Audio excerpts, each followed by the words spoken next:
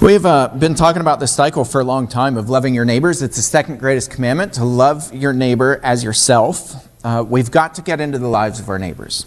We've got to share with them, talk to them, love them, treat them the way that we would expect to be treated, and we need to point them to God.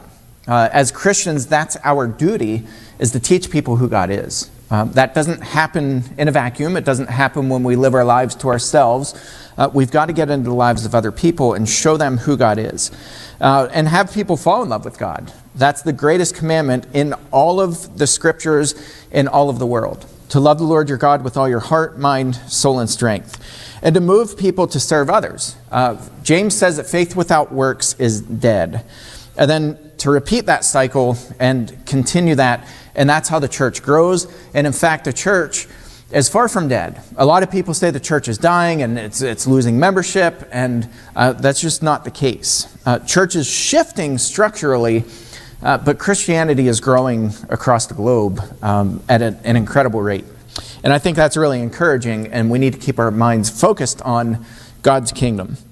Our theme this year is becoming the hands and the feet of Jesus, and our theme verses come from Matthew 25, 37 through 40. Jesus is telling them a parable, and he's given an instance where he received, or the king in the story received all kinds of food and clothing and visits in prison. And the people answered, "Lord, when did we see you hungry and feed you, or thirsty and give you a drink? And when did we see you a stranger and welcome you, or naked and clothe you? And when did we see you sick or in prison and visit you?" And the king will answer them, "Truly I say to you, as you did it to one of the least of these, my brothers, you did it to me." We've got to act as if the people we interact with are Jesus himself. The scriptures tell us that sometimes people have entertained angels unknowingly. That they've provided hospitality or they've fed angels not knowing that that was an angel. We've got to treat everybody as if they're deserving of love and care and nurturing. We sung the song just a minute ago, Jesus is Lord, and it brought back a flood of memories. It reminded me of our dear brother who's been gone now since 2020, Bill Riggs. And Eden and I got the privilege of going to Haiti. It was the second to last overseas trip that we went on with Bill. The next would be Ecuador, not long after. But we got to go to Haiti, and we climbed up to the top of the Citadel, which is quite a climb. And we get up to the top, and Stephanie was like, "Hey, it's kind of off season, and American tourism is down. I can probably talk to the locals and see if they'd let us into the King's Chambers," which is like a big no-no. Guests just never get to go into the King's Chambers.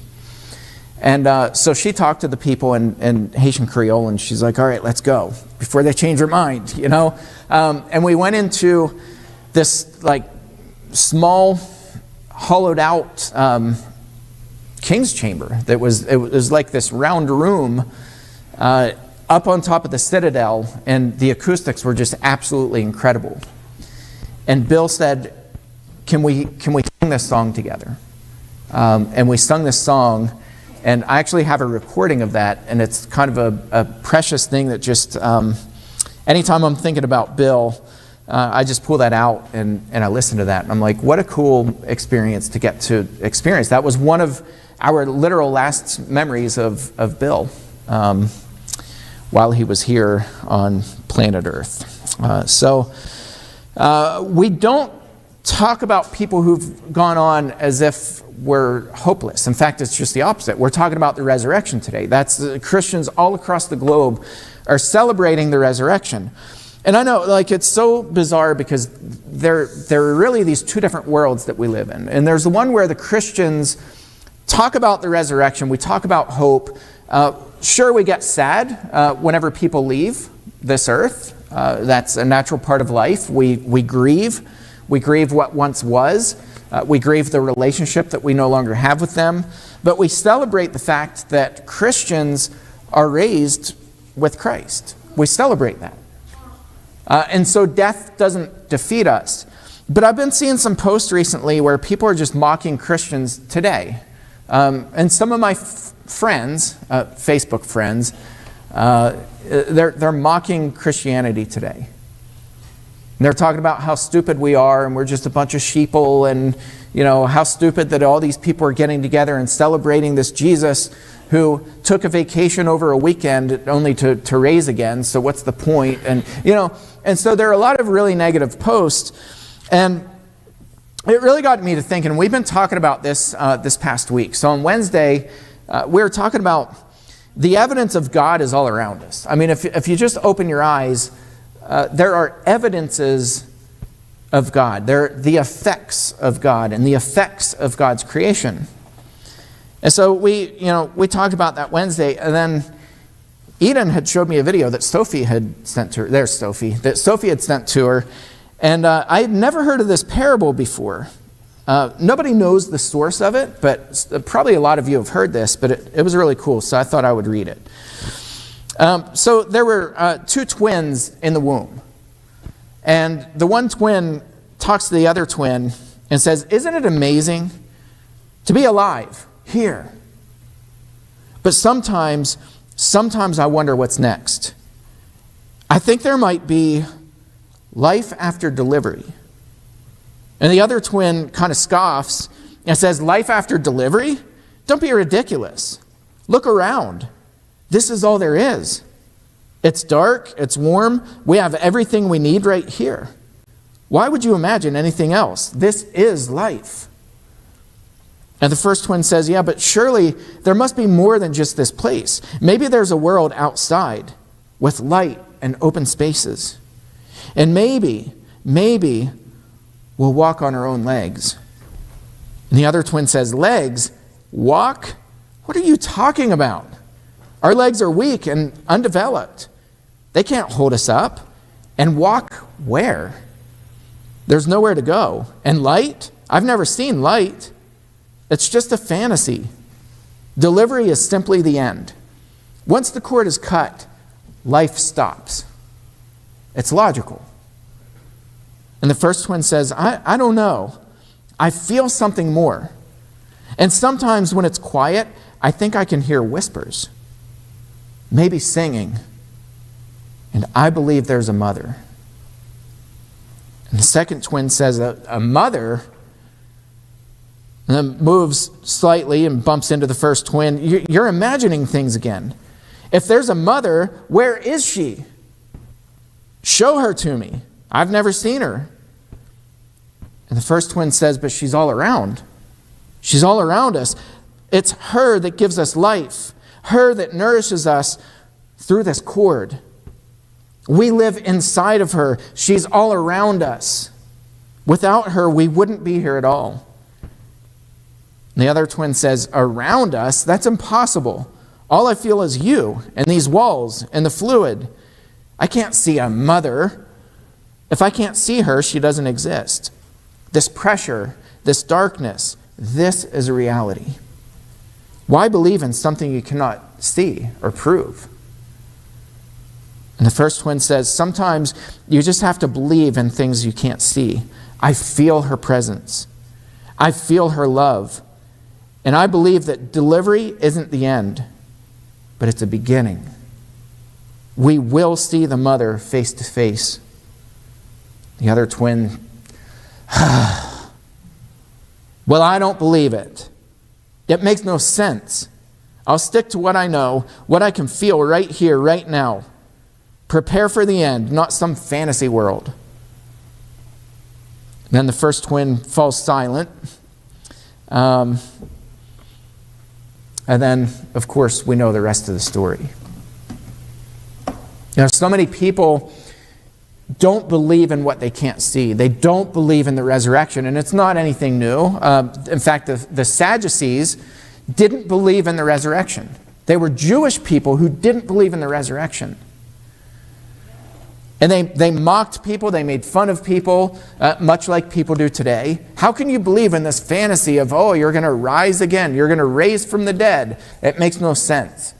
We don't see it happen, therefore it must not be. There's no life on the other side. What, are you silly? And I had a professor I've mentioned this here before, and it's how I always remember the different sects within the Jewish community. But he would say, the Sadducees didn't believe in the resurrection, so they were sad, you see. And that's always how I remembered that. The Sadducees don't remember in the resurrection. The Pharisees do. So they tried to trap Jesus, and here's the text for today. There came to him some Sadducees, those who deny that there is a resurrection. And they asked him a question, saying, "Teacher, Moses wrote for us that if a man's brother dies, having a wife but no children, the man must take the widow and raise up offspring for his brother." In other words, if the oldest brother dies, that brother's widow has to marry the next oldest brother. If she's without children, the law of Moses required you married the next brother to continue the family line. Moses wrote that if a man's brother dies, having a wife but no children, the man must take the widow and raise up offspring for his brother. Verse 29, now there were 7 brothers. The first took a wife and died without children. And the second and the third took her. And likewise, all 7 left no children and died. Afterward, the woman also died. In the resurrection, therefore, whose wife will the woman be? Now, it's funny that the Sadducees are asking this because they don't believe in the resurrection. Like, they're very clearly trying to trip Jesus up. So they give this hypothetical scenario, and isn't that what people do who are naysayers? Don't they live in the world of hypotheticals? What if? What if? Well, what if this happens? What about this? What if this happens? They live in the world of hypotheticals. So the Sadducees are living in this world of hypotheticals. They give them this hypothetical scenario, and they say, in the resurrection, whose wife will the woman be? For the 7 had her as wife. And Jesus said to them, the sons of this age marry and are given in marriage, but those who are considered worthy to attain to that age and to the resurrection from the dead. I've bolded this and italicized it because I never really stopped to think about the worthiness that we have of the resurrection and how amazing and incredible that is. Because as Christians, we're really good at beating ourselves up a lot, right? We beat ourselves up and we're like, oh my goodness, I messed up again. Like we have the song, there's a song that I don't think we've ever sung it here, but it's, Can He Still Feel the Nails? Charles, you would love this song, and I'm being very sarcastic. And it goes like this. Can He still feel the nails every time I fail? Can He hear the crowds cry, crucify again? Am I causing him pain when I know I've got to change? And then I forget the next line. Because I just can't bear the thought of hurting him. And like we would sing that song, and it's a beautiful song. I actually loved the song until somebody was like, this makes no sense theologically. Like, am I causing him pain every time I sin? No! He already died for you. He already conquered death. We've been baptized. You're not hurting it. You're not inflicting harm on Jesus every time you sin. And so as Christians, we're really good at beating ourselves up and saying how bad we hurt Jesus, and like we guilt people. And in the 90s, this was really popular, with purity. We would like shame people and talk about how, what a horrible human being you are. Like, shame was used to put the fear into people to cause them to not sin, right? We used fear as a tactic. So we never really stop and think about the worthiness of the resurrection, that we are worthy, that Christ considers us worthy to attain to the age and to the resurrection from the dead. That He appointed us as worthy. So He says, those who are considered worthy to attain to that age and to the resurrection from the dead neither marry nor are given in marriage. For they cannot die anymore, because they are equal to angels. Did you hear that? Those who are worthy, they're considered worthy to attain to that age and to the resurrection from the dead, which according to the scriptures is who? You can say it out loud. All of us. That's right, Nathan. All of us. We're equal to the angels and are sons of God. Isn't that incredible? Like, do you ever stop and think about the significance of that? Right? We talk about the resurrection of Christ, and like I've done it too. We talk about the resurrection passages, and they're powerful, they're incredible, but we don't talk about this. We don't talk about our worthiness to attain to the resurrection. And this is just incredible. This blows my mind.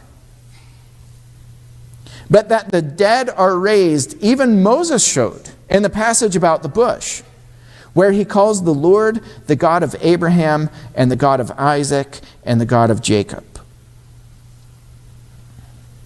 Jared, I think we need an Abraham here. We have the Isaac and the Jacob. We need an Abraham here to complete our bracket. He said when Moses is in this bush narrative, he calls God the Lord of Abraham, the God of Abraham, the God of Isaac, the God of Jacob. And Jesus says, now he's not the God of the dead, but of the living, for all live to him. Then some of the scribes answered, Teacher, you have spoken well. For they no longer dared to ask him any question. This is an incredible passage, and if you stop and think about the significance of this, God is not the God of the dead. When Moses said, God, you are the God of Abraham and the God of Isaac and the God of Jacob, I don't think that Moses, when he said that, thought that many years later, he would be talking in person to Jesus Christ. Remember the transfiguration? Moses and Elijah are up on this mountain and they just appear. And they're just casually talking to Jesus on this mountain. Can you imagine being Peter, James, and John that day? I mean, Peter was dumbfounded. He was like, okay, we need to build shelters, one for you, one for you, one for you. Let's get the building. Come on, let's get our tools out. And he's like out of his mind because he doesn't understand what's happening right in front of him. And he's like, wait, okay, it's not computing, right? Jesus is here. I know that guy. That's Moses. That guy is Elijah. Am I dreaming this? Or is this really happening? Okay, it's really happening. We need to get our hammers and get our saws. We need to build a shelter for these guys. And Jesus essentially is like, Peter, calm down. Right? You know this about me. You know that I am the resurrection and the life. Do we really believe this, church? Do we really believe it? Because I feel like a lot of times we live life, and I say we, I mean all of us, we live life as if the resurrection either A, isn't that big of a deal, or B, we just haven't really put a lot of thought into it. And I think both of those responses are wrong. We need to be absolutely, utterly wowed by the fact that God considers us worthy of the resurrection. That Paul says, when you're baptized, our baptism is such a big deal. When you're baptized, Paul says you bury your old self and you are raised up with who? With him into the resurrection. You're raised up a new person. And Paul talks a lot about the resurrection. And then that's in let's see, chapter, help me out because my brain's not working right now. That's in Romans 6. And then in 1 Corinthians 15, Paul's clearing up a lot of misunderstandings about the resurrection. Well, what's going to happen after we die? You know, and the Corinthian church was really confused. Paul writes, it's one of the longest chapters in the entire New Testament, and it's all about the resurrection. 1 Corinthians 15. And Paul's like, my goodness, like, let me tell you about the resurrection. And he's excited, and you can feel his excitement and his joy as he's explaining. Like, you can't have something come from something that's alive, right? It has to be the seed. The seed is dead, and it has to be planted, and it's raised up in a different form, and then it grows and it blossoms, and he's talking about us. He's talking about the resurrection.